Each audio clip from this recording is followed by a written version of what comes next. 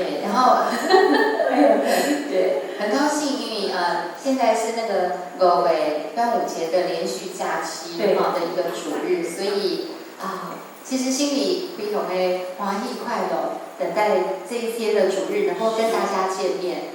对，今仔日的主日当中，我们会准备很多好听的诗歌，慧茹老师很多的创作诗歌，甲伊耶稣安娜蝶在她的生命当中来感受后，今天慧茹老师也会特别的分享。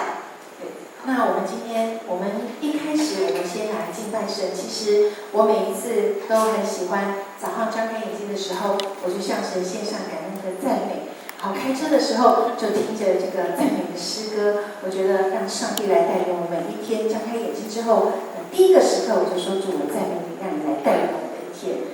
然后这首诗歌就是高唱哈利路亚。是，那也希望透过这首很喜乐的诗歌，让大家在今天主日的一开始，我们的灵就能够被打开，喜乐的圣灵就充满着我们。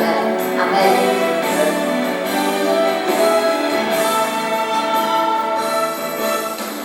哈利路亚，向你献上所有的感谢，高唱哈利路亚，全心来赞美，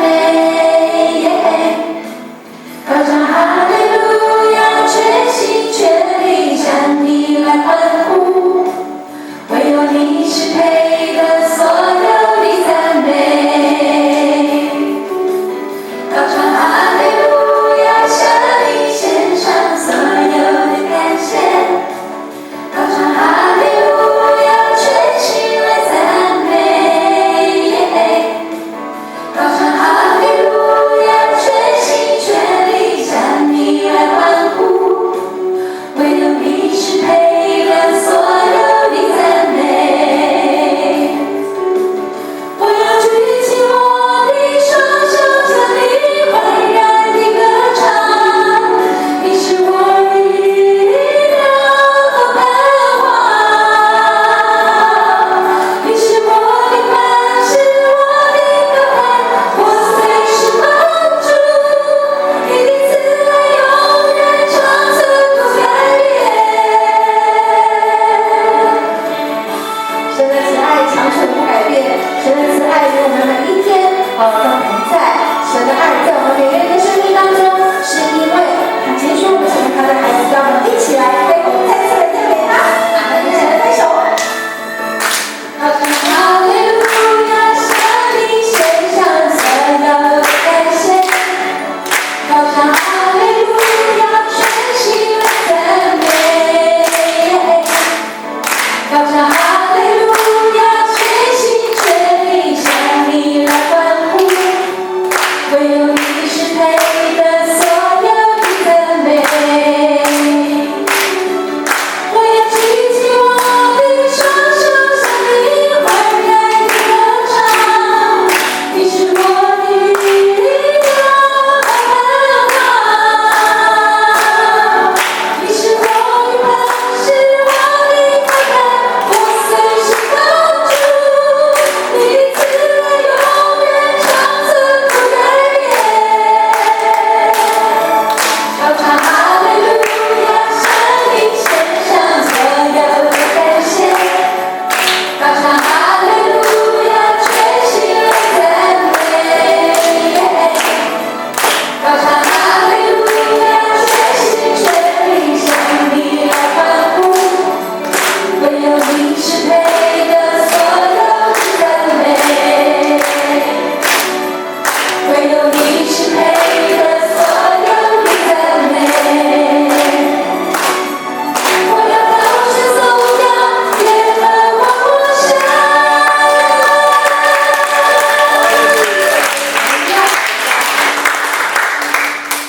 其实开手是一种很健康的运动，是可是我们刚刚在敬拜诗歌当中，大家也做了运动，因为所有很多的宣导。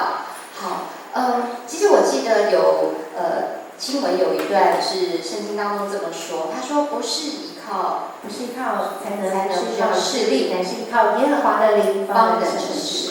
那我接下来跟慧茹老师要带来的这首歌曲是我们的不认识，就是小饼，是大饼的弟弟。其实他不是音乐人，但是有一天他一早回来跟我说，他昨天做梦到了耶稣给他一段歌词跟旋律，他觉得很好。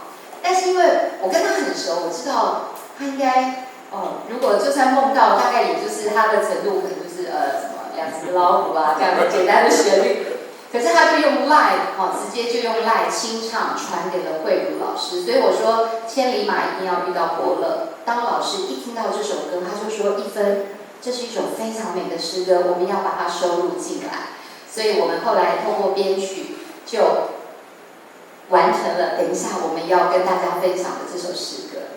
是，其实1分每次都很客气说慧茹老师，然后创作。其实我要跟大家说，其实不管是小饼的创作，或者是我所创作的诗歌，其实最大的创作其实是从神而来。如果上帝没有给我们音符，我们真的一个音符跟一个词都写不出来。其实真的是感谢神赏赐给我们这样的美好的音乐，只是透过我们来分享给弟兄姐妹，一切的话都会给神。对，所以大家就听听看，神给了小饼这样的感动，写出了这么一首美的诗歌，叫做《给耶稣的情书》。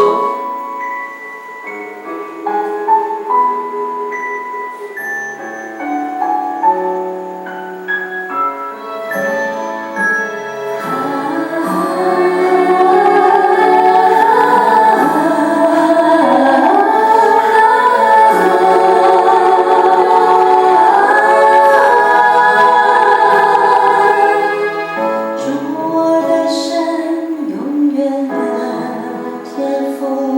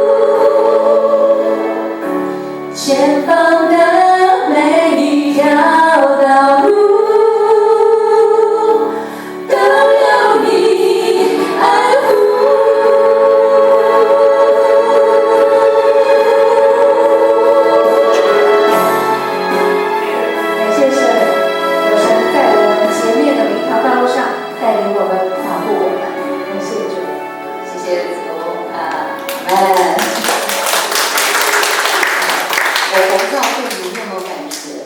我觉得教会的麦克风跟音响真的好好听，你知道吗？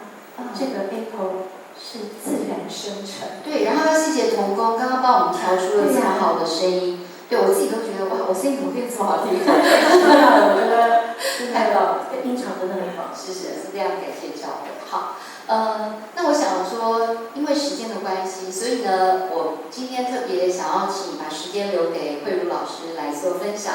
那老师也会好好的介绍一下他自己。你一直叫我老师，我不知道怎么办。他那个慧茹那个阿茹哈。好，那我也简单的其实可能大家都比较陌生。事实上，我是从大学城的民歌手开始，后来我也加入了音乐磁场。施建平老师，如果大家有买过这个 CD 的话，我想未来应该还有机会，那我也可以再分享我的故事。那今天要先把时间交给我们阿茹，你自己叫我不要叫你老师。好，那时间留给你。感谢主，真的是谢谢玉芬，她跟我说慧茹，你要不要先分享？那我觉得当我们有机会来诉说神在我们身上如何给我们帮助，当我们有机会来分享见证的时候，我就一定要说阿们，我愿意。感谢神，愿我今天的分享也能够跟大家一同的再一次来领受上帝是如何来在我们生命当中带领我。那刚才玉芬介绍了她自己，简单的介绍，我现在来介绍一下我。其实大家有没有刚刚听到我们唱歌的时候有听到和声吗？有哈。你们猜是他还是我？是阿茹还是阿威？是阿茹唱的。好，我就要来介绍我自己。我们看一下，这就是我的工作。那我是常常在歌手的后面摇来摇去的和音，跟天使。对，我从那个少女天使唱到现在是好，快要被叫婆婆了这样。好，大家有看到这个红衣服的吗？红衣服的隔壁那个美少女小天使就是我，还不到20岁的时候，我一定要带一张我曾经这么美丽的照片。好，你大概有看那个黑裙红衫的是，像大概有熟悉无？甲真足看。叶启田，对，有人知嘿，这是30几年前的叶启田，迄阵是刚出爱拼才会赢。嘿，那他是我合作的第一位歌手。但是足奇怪哦，迄当阵我就要讲台语，我一句拢袂晓讲。我头一个就是唱台语歌，唱了给人家爱的这样，他去作秀，然后就是他，然后这是我以前出的专辑，还有跟一些歌手一起合作，然后很快的介绍过去。然后就是那个灰色衣服啊，特别介绍，她是凤飞飞，凤姐，很不容易看到这张照片，我很珍惜，因为她回到台湾重新办了一场演唱会，我也成为她的合音。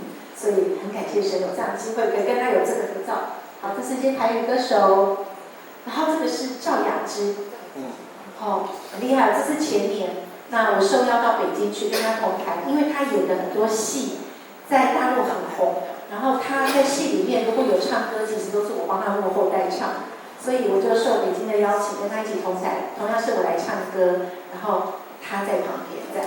好，这个是大家在电视上看到我的样子。大概若是即摆有咧看冰冰秀啊，啥物综艺节目，我哋看会看到角落有乌乌安尼游来游去。好，其中一个可能就是我，就是长这个样子。好，这是我在祷告大军的服事。感谢神，如果有看祷告大军的话，可能也能够看到我。那能够服事神都是神的恩典，真的不是因为我会唱歌或什么，因为我觉得。在祷告大军中服事最蒙福的是我，因为我一天去可以听7篇道，然后每一次我都要操练，然后都紧紧的抓住神，不然的话，其实当我们听完要祷告的时候，都不晓得怎么办。真的很感谢神，让我有这样的恩典，能够参与在服事当中。好，那这就是我的工作。其实大家你大街小巷可能嘛有听到我的声，若是要去逛康士美，细细的伊讲那边药妆有打折啊、拍折。讲完以后就会唱健康就是美，可是美，迄个嘛是我的声。嘿，我都有讲我刚开始的时候，其实我一句台语都不晓讲，但是我是学古典音乐长大的，其实从小的梦想就是要当一个声乐家，但是那个时时候爱拼才呀一出来很红，对不对？大家拢会晓唱。叶启田甲人无共，伊是报道歌哦。人要去唱电视，拢两个合音尔。哦，差不多30几年前，可能有3个。大家有看过《双星报喜》啊，《钻石舞台》有没有看过？有。被我骗了，都跟我同年代。好，对，没有关系。大家看过那个时候的节目，对不对？他每一次上台就要8个合音。哇，一些台湾找不到这多的合音哦，大概每次都2、3个。于是同学就打电话说：“啊，慧茹，你要不要来唱合音？”我想讲，唱合音是啥物啊？伊讲足简单的，我跟你讲哦，人要唱合唱团都爱练哦，唱合音不用练，谱吼看了你就会唱了。我想讲，敢有遮简单？大家感觉敢有遮简单？无吼。我要是这么聪明就好。我那时候真的以为这么简单。我说哦，好啊，好啊。他还跟我说要到台中的联美去作秀，比较资深的弟兄姐妹们就知道以前有作秀，对不对？大家都要到那个歌厅去点一个牛排，一边吃一边听歌星唱歌，还要小心歌星高跟鞋会不会踢到你的牛排里面去。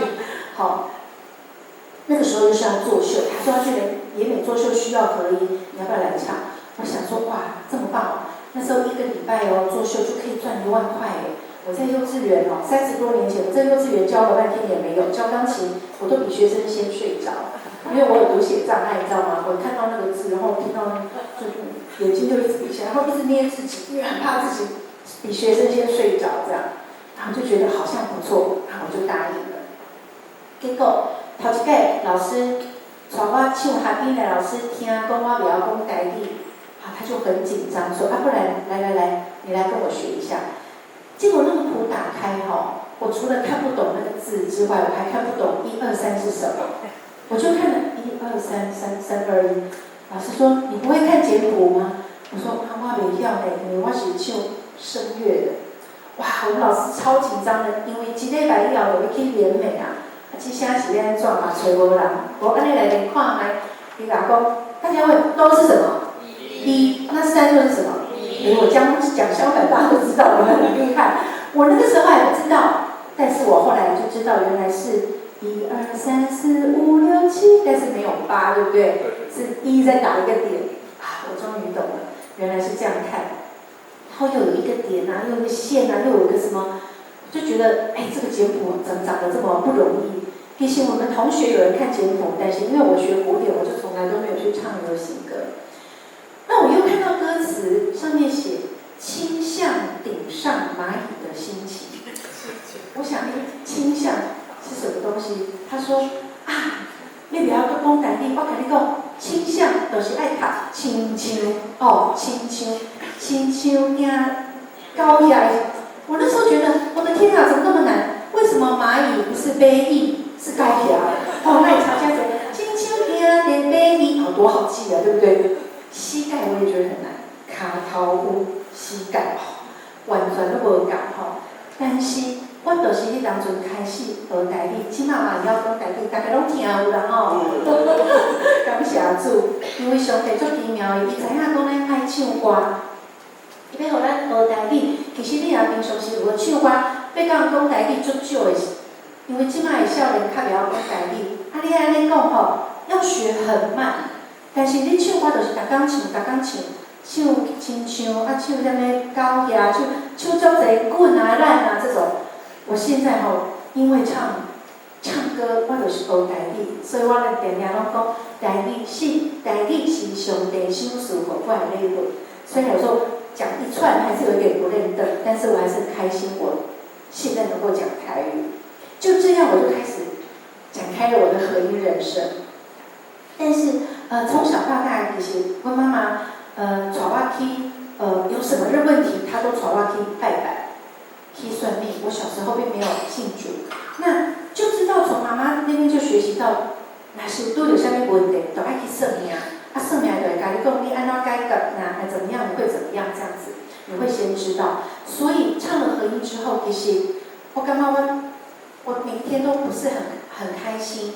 因为我那个时候还不到20岁，就算是20出头嘛，就爱剩的时候嘛，大家都知道20几岁还是很爱玩的。像我儿子20岁一天到晚骑车抛他走，但是我那个时候就是眼睛打开就要背着很多的礼服，去上双星报喜啊，钻石舞台啊，然后去录音室啊，每天就是去录音、去录影，然后都搞到很晚的半夜才回家。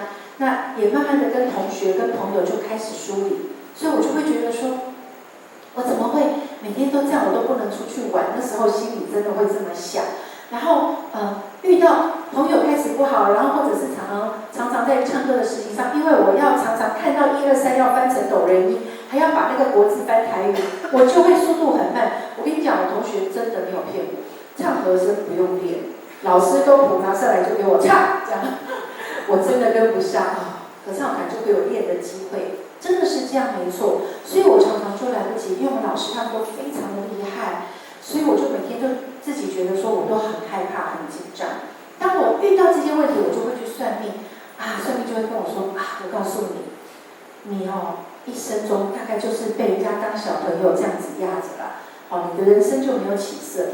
大概知影是为什么吗？因为我叫慧茹嘛，大家拢叫我小慧，每个人都叫我小慧、小慧、小慧这样。所以算命讲你袂使叫小慧，因为小慧就是因为小小的慧，你就无法度变成大慧，就永远不会成大器。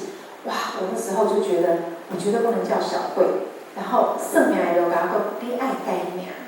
其实我从小到大，大算小算，算了一堆，少的呢就包一个红包就好了。那最多的呢，就是算命。大家猜看看，我算命改名开偌济钱？30几年前。猜多一点有人猜得到吗？有没有要举手试试看？3万，我说要猜多一点。30万。30万有接近喽。50万。我跟大家说，长老很厉害，接近36万，改一个名字。好玩的是，我现在也不知道他改什么。为什么这贵呢？因为你跟他讲，我跟你讲，你的命盘里面一定要有“慧”这个字，才会对你好。但是绝对不能帮你取名字里面有“慧”，因为你的名字怎么改，如果有“慧”，大家都会叫你继续叫你小慧小慧，你就另外小小的“慧”，所以他就帮我改了一个没有“慧”的名字。这样改完了之后，他就说我深受重伤。因为我泄露太大的天机，你还说你押8万给我，我要继续帮你修什么什么，还要叫我领8万，哇，36加8，很恐怖哎。但是你们知道吗？对我来说，我那个时候年轻的时候，一个月的月平均收入就28万，所以大家觉得虽然36我觉得很多，可是我还是很甘愿的给他。但是再领8万，我也会觉得有点怪怪的我就跟他说我身上没钱了，我下去领钱。他就叫我下去，然后我就去打电话给我朋友，说他还要再8万。我朋友就说他骗你了，你赶快走。所以我真的没上去，我快都走了。但是大家觉得我会不会怕？会大概那些有些还没有认识神的朋友就会知道，惊呢，因为我唔知伊等下一面是要给他修上面是给他做什么奇怪的事情，我会害怕。所以当那一阵子我就一直存着很害怕的心，不去算还好，算了，大家继续叫我小慧，我也不知道这名字叫什么，然后继续叫我小慧，然后我还每天都很害怕。那个时候我还记得我还有算一个叫铁板神算，铁板神算是写一个批本，那个批本来了之后，我很忧心，因为大家都写到什么70几、80几，我竟然只写到65岁。我一样要问，如果还没信主的我们，当我们看到自己写的比人家短，后面就一片空白，害不害怕？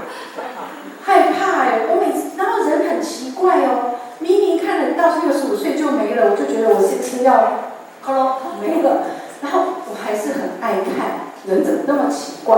然后每一条都是每一年，它是流年批嘛，所以每一年都写得很清楚，里面还有写到姓张，弓长张，姓张可商可量，就是你遇姓张的人可以跟他做朋友。姓陈就不得了，姓陈的有吗？有好，不要举手，自己知道就好。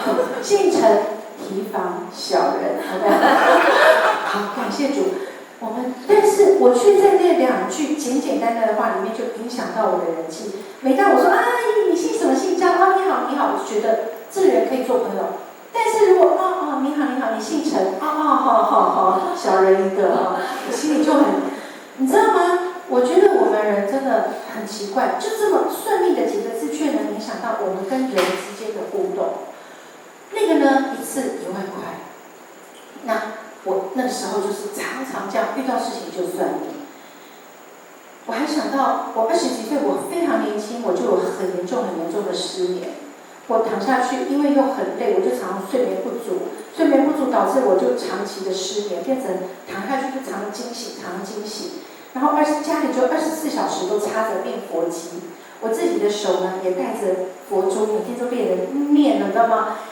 在我们录影等候的时间，我都在念那个佛珠。所以每次有人说你那2个金细细的我就觉得不知道为什么还觉得自己好了不起，把它念个精进的这样。你知道有一次骑车佛珠断掉，你知道吗？吓死我了！我骑车就机车一丢，趴在地上一直捡，也不管后面有没有车要来撞我。因为我就觉得说我是不是要发生什么事？真的，现在回头想想，在还没有信主的日子是这么的可怜。有的时候我看到有人带着，我心里头都会说：主啊，愿他能够认识你，因为我都知道他在我手上，可是对我是这么大的一个捆绑。然后我出去没有带着项链，我就觉得我那天要出事了。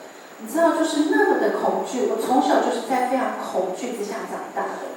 那因为母亲很害怕很多的事情，我就跟着很害怕。那我的母亲，她最近因为身体不舒服住院，然后我哥哥带她看，她就看到插天山，然后就想到那个时候有空难，我就印象也很深。以前只要遇到什么奇来山什么，我就会跟死亡划等号，就不敢听到那个名字。以前是这样的胆小。因为长期的失眠，再加上没有朋友，我就有很严重的忧郁症。但那个时候并不知道自己是忧郁症，然后我就常常会想要自杀。然后当我想跳下去，或者我想要突然间走到车阵中的时候，都会突然有人叫我，或者是有电话响，然后我就会被吓醒。有一次，我又是在这样的过程当中，我就去算命，然后我算命的就跟我讲说，我的人生是多么的黑暗。为什么我又去算？因为我又想要自杀，刚好我养的猫跑来弄我。我突然看到我的猫弄我，我想说我没有人养它们怎么办？我就抱着我的猫狂哭，他们也搞不清楚发生什么。当他告诉我我的人是多黑白，我的什么什么都不好，我心里头真的越来那个头就越低。弟兄姐妹，当有人称赞你的时候，开心吗？很开心，对不对？我说你今天这件衣服好漂亮哦，你今天气色真好，看起来好喜乐，都会很开心，对不对？可是当有人说你好像越来越胖了，你好像怎样，你会不会觉得不开心？一定会，对不对？所以弟兄姐妹，我们真的要常常赞美别人。上帝有说，我们的口要说造就人的话那不管怎么样，我们即使有看到什么我们觉得奇怪不对的地方，愿我们能够用祷告和祝福代替指责跟这些你怎样？对，因为上帝让我们所说的话都能够成为赞美、祝福别人的话，真的是这样子。那在那个过程当中，我越来越绝望。我突然间很奇妙的听到一个声音说：“孩子，你还不回来吗？你在做什么？”那是一个很奇妙的声音，突然跑到我的脑子里，然后我的嘴巴突然冒出一句说：“我好想去教会哦。”结果我这句话冒出来，我自己吓一跳，其实算命也吓一跳，想怎么我在跟你讲，你怎么突然冒了这句话？结果算命的想了一下说：“好啦，不然你哪去？要是你会去教会的，不要想死的话，按那个去啦咱信什么都赶快啦这样。可是大家知道，信什么都一样不一样。对，当我们信主之后，我们就知道信不是信什么都一样，因为真平安不是世人所能给的。这个平安真的是在我们的心里面是非常奇妙的。有经文吗？可以帮我看一下，我很喜欢这个经文。我知道我向你们所怀的意念是赐平安的意念，不是降灾祸的意念，要叫你们末后有指望。哇，这是多么棒的一个经文！我那个时候不认识主，我觉得原来我的人生我也是这么的没有指望，我一辈子好像就是会很凄惨。可是当我信主之后，我却知道不是那样的。那个时候我走出了算命的地方，我就打电话给我的老师，因为他比我先信主，然后他为我祷告很久，也常常带我去教会。他每次要叫我去教会，我就跟我说：“你那些不拿掉。”我想说他是老师嘛，好就拿掉。进去聚完会出去又带起来。可是我那一次去教会，我自己把它拿下来。通常教会唱的都是诗歌，对不对？我从来没有听过诗歌，我也不知道唱什么，就跟着站在那边听。可是那一天聚会，敬拜结束，聚会一开始，牧师进来说：“来，今天我要带你们唱一首诗歌。”唱什么呢？我唱给你们听。风好像倦了，雨好像累了，这世界再没有属于自己的梦想。大家记得什么歌吗？台北的天台北的天空，是王芷蕾唱的《台北的天空》。我在想，对呀，我不是要当一个声乐家吗？我今天怎么在这里？然后我不是应该到国外去吗？我怎么每天过着这样的日子？然后我就大哭，你知道吗？但是我没有信主，第一次自己愿意踏进教会就哭成那样，哭得好大声，然后自己都觉得不好意思，可是停不下来。旁边人就来抱我，我还一边哭一边说：“怎么会这样？”这样子。于是他们抱着我说：“你就哭吧，因为上帝在释放你的心。”我就哭，然后但是哭完，他们为我祷告之后，我回到家，那个心中第一次享受到从神来的平安，这么的奇妙，真的就是你自然而然的会露出微笑，然后你的心里似乎也不再恐惧害怕，回到你那个屋子里面。于是我那一天坐下来，我跟上帝说：“主耶稣，如果你真的是神，求你帮助我。我最需要的是一觉到天亮，我很久没有睡觉，我就跟上帝这样祷告。祷告完之后，我就躺下去。大家猜我有没有睡着？有没有？有哎！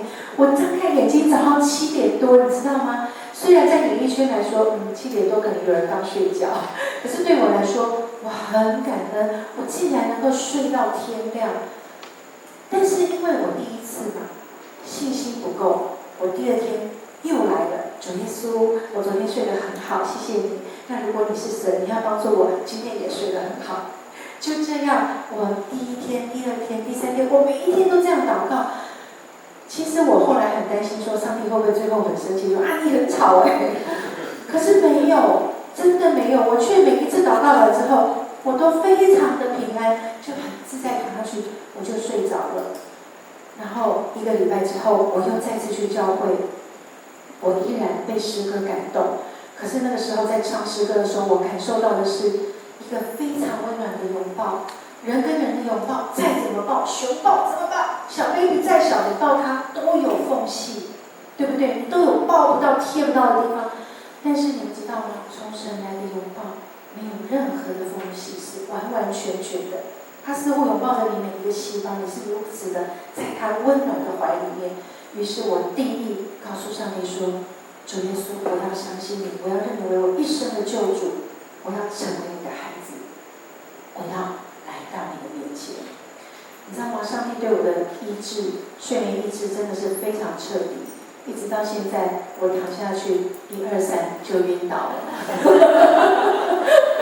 以前我不但失眠，那个脊椎不好也很难睡。可是现在那个什么医院的床啊，哪里的床，躺下去我就昏倒，你知道吗？我真的很感谢主，是这么的奇妙。所以我真的，你们要深深的相信上帝，他在各样的事上，其实他要的就是你能够全心的信靠来到他的面前。于是后来我在露营等候的时间，我不再是做那件事，我乃是读圣经。我也跟上帝祷告说：“主耶稣，你给我学台语，用唱歌来学台语，你会使赏赐给我一首台语诗歌，能够来服侍你吗？”于是上帝就赐给我了台语诗歌。今天我要分享的也是其中一首《来到列民间》。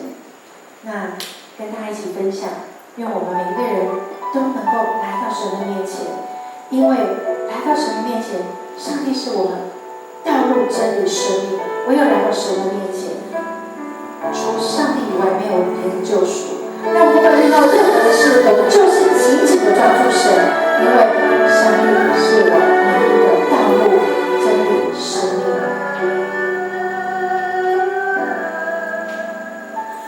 主耶稣，我要来到你面前，献上我的人，献出我的心，真情思无你，相信敬拜你，情上学了你的名。主耶稣，我要来到你面前，永远袂怀疑，永远袂转移，因为你是我坚固的照伴，是我安稳的靠岸。你相思我的心思我的爱，你救赎我的生命，拯救我离开黑暗，你是我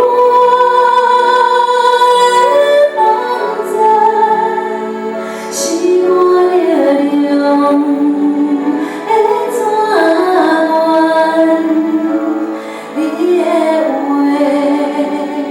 予我的心坚定，全心全意来跟随。弟兄姐妹，如果你喜欢这首诗歌，邀请你跟我一起唱。主耶稣，我要来到你面前，永远袂怀疑，永远袂转移，因为你是我坚固的照伴，是我安稳的靠岸。你相思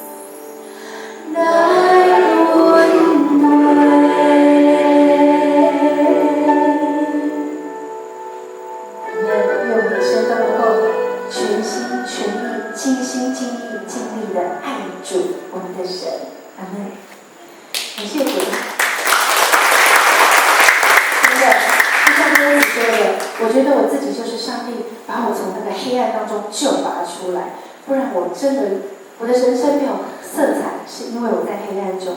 但是当上帝把我从黑暗中救拔出来之后，我深深知道我的人生每一天都是新的，而且要一天新似一天。阿们，感谢主。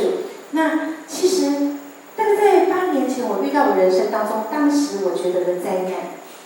大家都知道我的收入非常丰富，对不对？那但是我在8年前，因为某些原因跟我的伙伴就拆伙了。那拆伙了之后呢，我就突然间没有工作。大家知道为什么我没有工作？大家有看到刚才我跟一芬在一起，对不对？然后一芬他麦克风还没先，他说你先说话，你说话，我就说啊我是谁，我是谁。然后后来我就开始看他，因为我是一个很不会说话的人，我很不知道怎么去跟人家多说，常常我就是笑笑这样子。所以我每次都要靠一芬，上帝就知道我的难，知道我的不足，他就让一芬能在我身边补我的不足。真的很感谢主。那我在工作上也是，那常常遇到什么事都是我的伙伴去接，所以我都没有去接洽。那也就是说，当我没有我跟他一起的时候，我变成没有任何的工作，因为大家要找我去找他，然后我就没有工作了。没有工作之后，我就在家里想说等然后就在那边乱按，就按到雅虎拍卖，看到人家拍卖蛮好玩的，我就开始把我以前的东西也拿出来卖。为什么你知道吗？因为我以前很有钱嘛，对不对？所以一件衣服1万多，几千块，包包2、3万，我都眼睛也不眨一下就买了，因为等一下赚就有了。所以呢，我就很多的衣服。那为什么要拿出来卖？因为大家有看到吗？20几岁的时候 M 号而已，然后就变 S， 我还真没穿过 M 号，然后就变 L 号。现在好，大家猜好，不看。所以你知道吗？不告诉你，但是 M 号 跟 L 号铁定现在是塞不进去，但是又不舍得丢就拿出来卖这样。结果呢，不是说我在然后卖一卖，在雅虎上面抵不过大卖家突然有一天我看到我们家附近有一个店面要租，我就把它租下来了。他说，因为都邻居，他说，你不是在唱歌吗？干嘛要人卖衣服？我说你让我试试看嘛。他说不要啦，你不要卖衣服。我跟你讲，我这家店之前租一个卖衣服的，做半年他就收掉了。后来人家来顶他的店，3个月就收了。你还是不要租好了。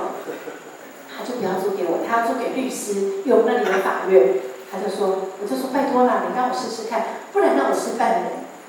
那邻居嘛，好像拗不过我，他说好啦，不然先借你租半年啦。我就这样租，结果没想到一卖了6年。但是真的不是因为我生意好，你知道吗？或者是我多厉害，我真的觉得是上帝的恩典。为什么？因为我除了没有工作之外，我还遇到我儿子的青春期，他刚好国中叛逆的时候。我这个儿子很特别，他呢，亚斯伯格读写障碍，然后一直到那这样一定有过动嘛，那一直到5年级，发现他的手一直这样，耳朵一直动，去看医生感谢主，他还有妥瑞症就急这个于一身。然后，但是妥瑞症是5年级之后才发现，但是小的时候我们并不知道。可是发现他在上学的过程当中有非常多的问题。那我们后来1年级之后，我因为知道他幼稚园有很多的辛苦，然后因为他在家非常的乖，可是当他跟很多人在一起的时候，他就特别不同。如果大家可能有人了解，就知道亚斯伯格最大的问题就是人际互动。于是1年级我就去当爱心妈妈，这样想说跟老师近一点我的小孩可能有什么事我比较知道。后来一阵子之后，真的老师说你要不要带他去看，我们就去看心智科，然后做了一些评估等等，后来真的才知道原来他是这样。那他一直看诊看到6年级，那所以在陪伴这个过程当中很辛苦。那这个小孩因为从小他在同侪的交往之间有比较辛苦，所以他通常有人跟他交朋友，他就来者不拒。那于是到了青春期，这些在外面玩或者是我们家那边有公庙，所以大概我们那边的公庙大概都会去吸收，从小学3年级就开始吸收他们到公庙里面去，然后将来就是正头什么的这样。但是我儿子因为从小在教会长大，他会跟这些小孩出去打电玩去那边鬼混，可是他绝对不会跟他们去公庙。但是就看到，我发现他跟这些人在5、6年级，这些孩子就越来越就是越来越走偏了。我就觉得我儿子应该脱离，我就把他考远一点的学校，就考体育班考上。可是我真的没有想到，就是人算真的不如神算。我那时候就觉得自己这样想，然后我就把他转比较远。可是我殊不知，在这个路途的过程当中，只要有人跟他搭讪，有人跟他做朋友，他都很高兴。他就在1年级这段时间学会了抽烟，然后不去上课这样子。然后而且我后来还常常接到学校电话，因为他们体育班的学长会霸凌，然后就跟他要钱啊干嘛。后来我就觉得这样不行，2年级我就把他转回了我们的学区，很快的他就又跟那一群朋友在一起。我真的是每天都很忧心。那我今年记得在那个有一年1升2的暑假，有一天他在家里帮我打扫，我在店里面嘛，他帮我打扫完之后就跑来店里说：“妈妈，我帮你把家里打扫好了，衣服都洗好了。”哇，一个国中的小孩，大家觉得乖不乖？男生乖，对不对？结果没想到他来了还说：“妈妈，你店里要不要打扫？”我说：“哦，好啊。”他就开始帮我店里的打扫，全部打扫好了，大概下午3点。然后他就说：“妈妈都好了。”我说：“那你今天怎么不乖？”他说：“没有啊，我想说你很辛苦。那我现在可以出去玩吗？”爸爸妈妈阿公阿妈要不要让他出去玩？要啊，这么乖，我当然是觉得 OK。我说：“好啊，好啊，你出去玩，你记得6点要回来吃饭哦，因为阿公阿妈都来店里来丢就要吃饭，很准时这样子哦。”他就说：“好好好。”然后他就出去玩。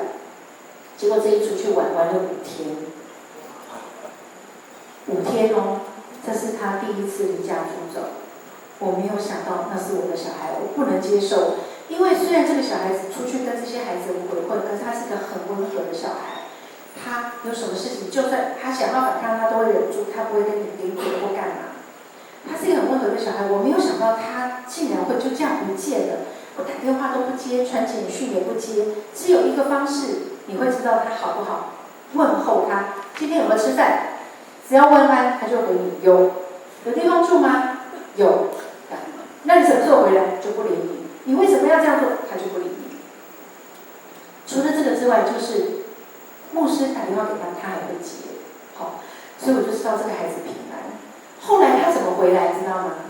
因为他从小在教会长大，礼拜6是青少年团契聚会的时间，他就到教会去聚会，还带了另外一个讨价的小孩，2个就到教会去聚会，你知道吗？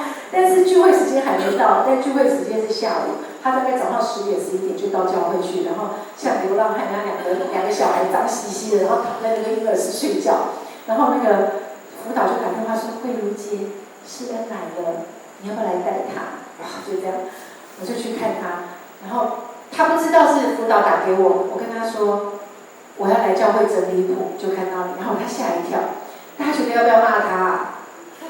都不要搞，我们现在好可怜，都不能骂小孩，我也不敢呢，因为好不容易找到，对不对？我说你回家，2个回家洗一洗再来吧，我们带回家洗一洗再来，这是第一次。因为时间的关系，我就缩短。好，这个国中3年里面离家出走，我已经不知道几次。我到警察局去领回来3次，我们到法院出庭了2次，我们到法院去上辅导课7次。各位爸爸妈妈、公阿妈有没有觉得流了几缸眼泪？所以我那时候真的觉得是我的灾难。但是到国3那一年，我把他转到台东去，然后因为我经过祷告，我觉得他在那里真的不行，把他转到台东之后，很奇妙，台东认辅他的是一个长老，教会长老，他同学都是基督徒。那个国3的第1年，第一个上学期还有一些事情。就是差点被带到香港，这就是另外一段很长的故事。但是上帝都一直的保守他。弟兄姐妹，只要来到神的面前，你没有办法，你跟上帝祷告，你没有办法顾到你的孩子、你的父母亲、你所亲爱的朋友的每时每刻，或者你像我常出国演出的时候，我都不知道我家里的状况，我只能祷告将他们交在神手中。这是我们信上帝何等美好的祝福！大家阿们吗？因为我们再怎么保护，我们绝对没有神的手，对不对？就是唯有上帝，他带领我们的每时每刻、每分每秒，跟我们每一天前面的道路，我们要把我们所爱的人交在这位全能的上帝手中，就安稳了，有透懂，有没有？你再怎么保护他都没有用。于是我就把他交在神手中。国3那年，上帝翻转他的生命。但是那个学校非常的贵，第1年10万、10几万的学费就出去了。除了制服啊那些之外，还有床单、床罩那些，而且那个学校专门为很多的，就是台东那边的原住民去读，很便宜。但是如果我们是平地人要出去会比较贵，而且是外地的。第1年缴出去，第2年我就没钱了，因为我就靠了那家小店。快要开学的时候，我就祷告，大概还差大概6万块。我说主啊，我的学费还没存够，求你给我看有没有适合的工作。可是一直都没有工作来。然后，但是我每次祷告心里也平安，就是很奇妙。那个平安我很难诉说，就是大家经历过都知道，就是那个平安。然后呢，祷告完了之后，有一天突然接到了台北湖光教会，我牧师请了一个制作人打电话来给我，慧荣老师，你是基督徒对不对？我说对对对。他说我们教会要做一张专辑，可不可以请你来帮我们合音？我们有10首歌。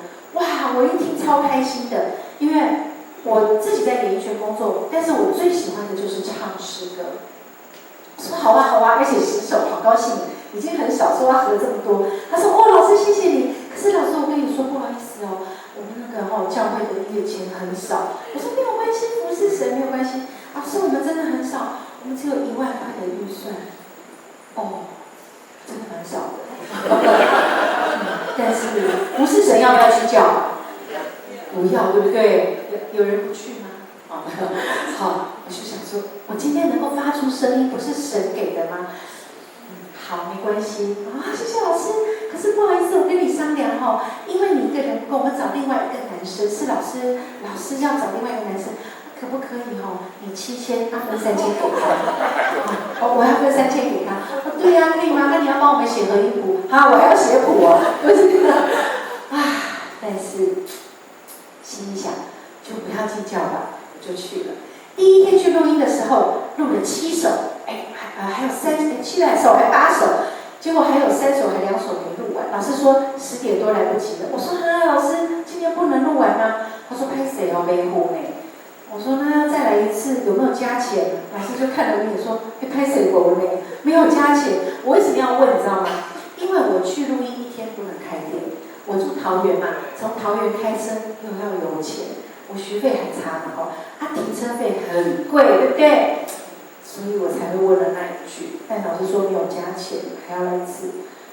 想说都录了，就不要计较。好，就这样，我又再来一次。第2次录完了之后，真的很喜乐。我最喜欢的就是录完了之后到那个混音室去听我们录好的。然后因为谱来不及写，所以我就是跟那个男生一起讨论，我就唱了。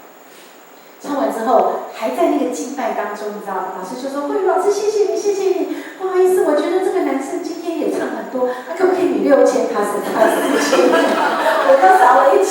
但是那时候非常喜乐，你知道吗？我说 OK， 没有问题，我根本就不觉得在意，而且我已经唱完，是正在享受的时候，那6000我也很不在乎了。就这样，我就回家了，然后就很期待那个专辑能够出本，然后听这样。后来要开学了，我要找钱我就把存款簿都录开2、3本。第一个就去弄最常用的，对不对？都进去出来，奇怪，怎么有那个数字怪怪的？我就戴起50几了嘛，戴起我的老花眼镜，然后仔细一看，有人转了66000多给我。我想说奇怪，怎么会这样？我就一看，录音室转来的我跟你讲，我都50几都老花了，制作人比我年纪更大，他眼睛比我更花，然后手还发抖，多按一个0，我想说，哇，糟糕了，你知道吗？当你需要那笔钱，你突然莫名其妙收到，你心里会突然间这样，然后就像螃蟹这样挪到旁边，然后去主啊，怎么办？老师转错钱了可是我需要这个钱去缴学费，我怎么办？你知道吗？当我冷静下来，跟神祷告就决定，我打电话给老师，然后就跟他说：“老师，不好意思，你好像转错钱了，那你可不可以先借我去缴学费？”但是大家觉得容易吗？我讲不出口很害怕，可是一定要讲因为不然老师以为我把钱抠搜了怎么办？然后我就等了2、3天，那天决定要打电话的时候，店里生意非常的好，很多的人。结果老师的助理先打来，我一看惨了，糟糕了，被发现，人家以为我没有要还钱。结果我接起来，我说喂，结果对方说喂，慧老师，你有没有收到钱？我一听这个口气就知道他还没发现，我还有认错的，我还有那个跟他讲这件事的机会这样子然后我说有，我说等一下老师在吗？他说怎么了吗？你有事告诉我就好了。我心里想说，我要跟老师说借钱就很尴尬，我要再跟你说，我都不知道怎么办，可是又不能吵老师。我说是这样子哈，我觉得老师好像转错钱。他说老师不会啊，钱是我转的啊。我一想他是年轻人啊，应该不会转错钱啊。我说是吗？可是我觉得钱怪怪。他说不会吧，老师你是不是收到66000多？我说对啊，没有错吗？老师你数学不好哦，一手6000，10手不是6万吗？加了10就66000多。哈利路亚，感谢主。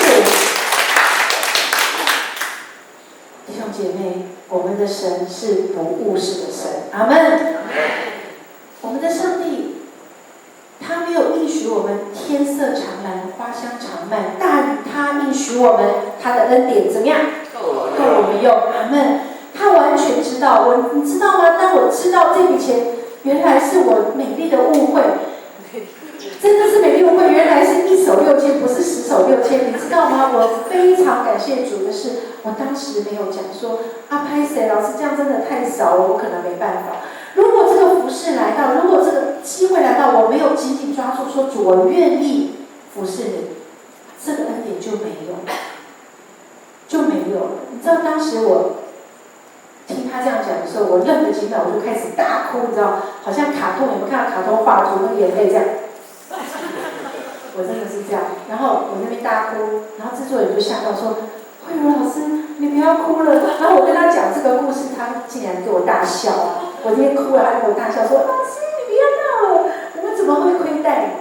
就这样，我就很顺利的把学费缴出去了。感谢神，我那个时候认为的灾难，我没有工作，我要窝在那间店里面，然后我的小孩叛逆，住了1个半月，我怎么陪伴我这个青春期的孩子？我不知道我该怎么办。我原来回过头看，原来上帝要给我的就是祝福我和我的孩子，让我在那家店里不缺乏，而且我可以陪伴着我的孩子长大。如今国3他生命翻转，他现在，我们来看一下他长什么样。这是我的儿子，他是我们教会的鼓手，他现在也完全的在上帝的面前成为神的孩子。下一个，这是我的女儿，我们一家人。对，这是我女儿受洗的时候，我们一起感谢主。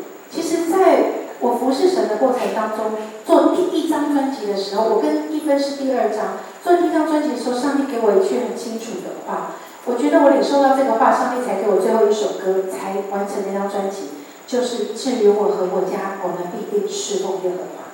阿们。我们就是要紧紧抓住它。我现在要分享一首歌，这首歌我知道你们一直在守候。在我那一段日子当中，陪伴了我度过很多的黑夜或我自己觉得很绝望的时候，它就是文牧师的创作，但是它因为陪伴着我，我非常非常喜欢这首诗歌，每一次听我都流泪。我也知道，就算我们看不到前面的道路，不知道未来的方向，但我却知道，上帝用那一双看不见的手拖着我们，带领着我们，一直为我们守候。这首歌我也收录在我和一分的专辑，也跟大家分享。愿这首诗歌当时成为我的力量和帮助，如今也能够在大家听到之后，能够感受到上帝是如何帮助了我们，能够成为我们彼此的帮助和安慰。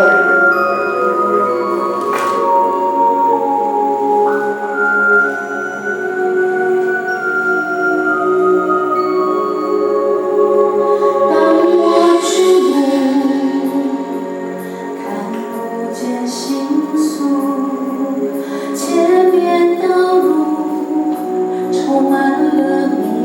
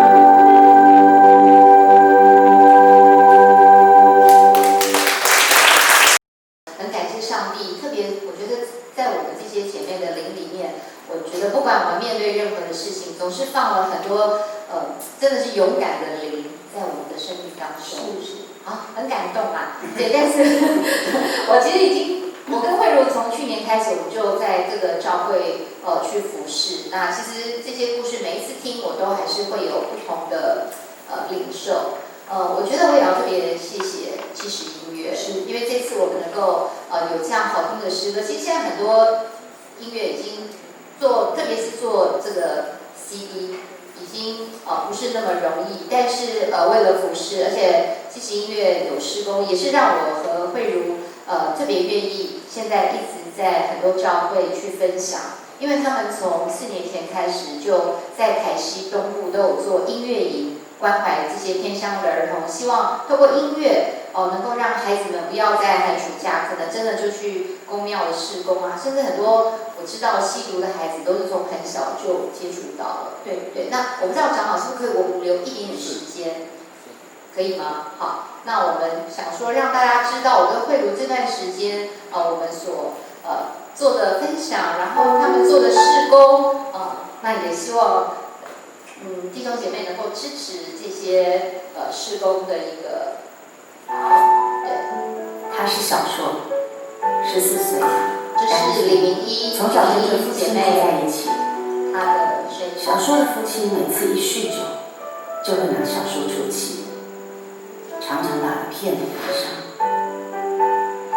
心里充满愤怒的小硕，为此曾经受到毒品的诱惑，差点进入崩海。他是小鱼，13岁，母亲在未成年时就生下他，生父抛弃他。念小学时被继父性侵，在班上，小鱼常常受到同学的霸凌。现在的小鱼会不时地伤害自己，当作是对生命无奈的宣泄。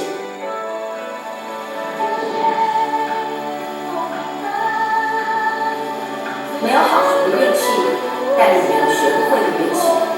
在参加爱乐福协会逐梦少年计划团队中，老师的一句话激励了小硕。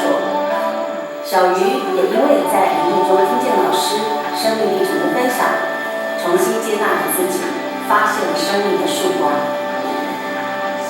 台湾偏乡的孩子，除了所得到的资源难与城市相比，在家庭的教养上也往往让他们感到挫折。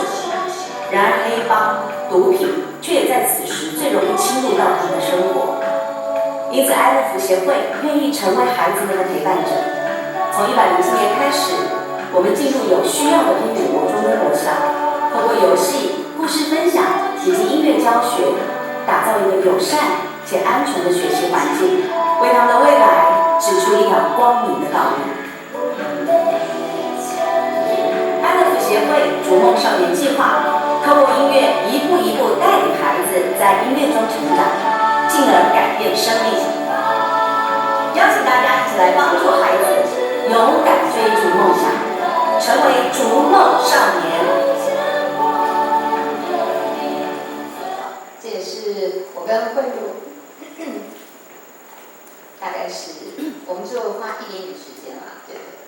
好，那其实这都是真实的故事，当然我们就不能用真实的孩子来做这些演出跟表达，所以也许等一下大家在会后可能会看到，就是有我们的 CD 啊，或者是这些 T 恤，真的只是希望大家能够尽一点点力，那其实能够来支持这个施工嘛。其实我要讲的是这样的，其实我突然听到他讲，我突然把我的十字架翻出来，没有这个。对，这也是让我跟慧茹很感动，希望能够帮助这些孩子。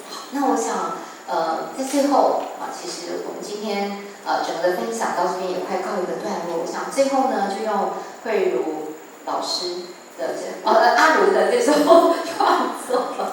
其实你知道，我昨天要来分享我心里这跟上帝祷告，就像一芬说的，他每一次都提。其实我每一次来讲，虽然是一样的见证，但是我每一次都跟上帝祷告说，求你帮助我，能够所说的都是从主啊你的恩典而来。那也盼望我们每个人都常常能够与人分享，因为当我们说出我们的见证的时候，我们就是再一次去思想上帝如何帮助我们，真的。好，最后呢，带来这首诗歌叫做《我相信我愿意》。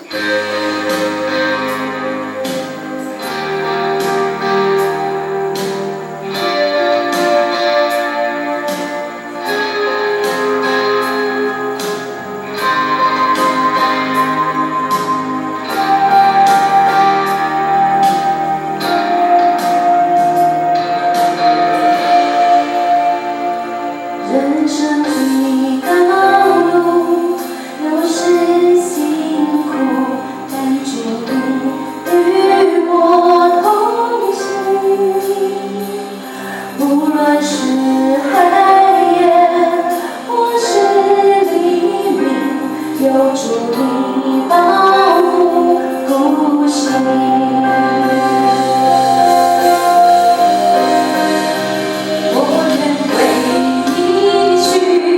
为你征战，活出你喜悦生命，不变心基督，爱人如己，却像你样式。主啊，我相信你爱我到底，主啊，我相信你永不放弃，主啊，我愿意一生跟随你，永远不会远离。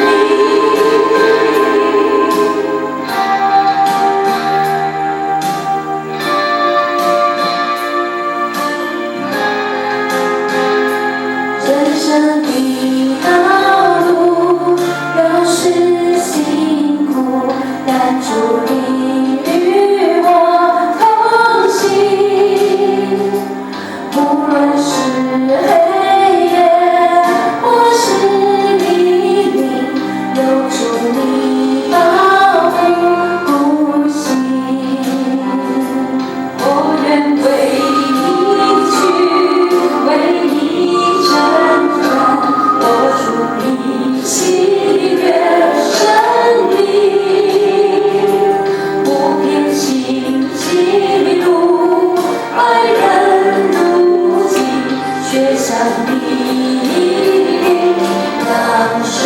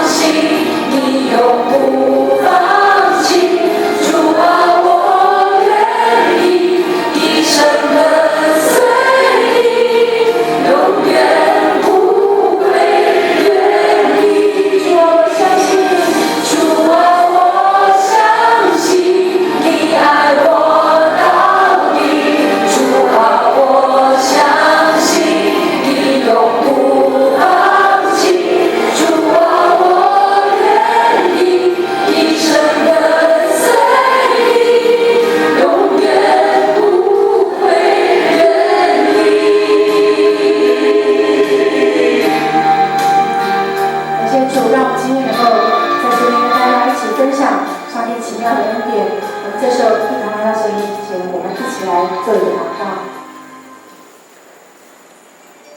亲爱的耶稣，谢谢你，主啊，谢谢你在这美好的早晨，你带领我们能够来到你的面前来，主啊，能够享受在主里面你丰丰富富的祝福。主啊，我们向你献上感恩。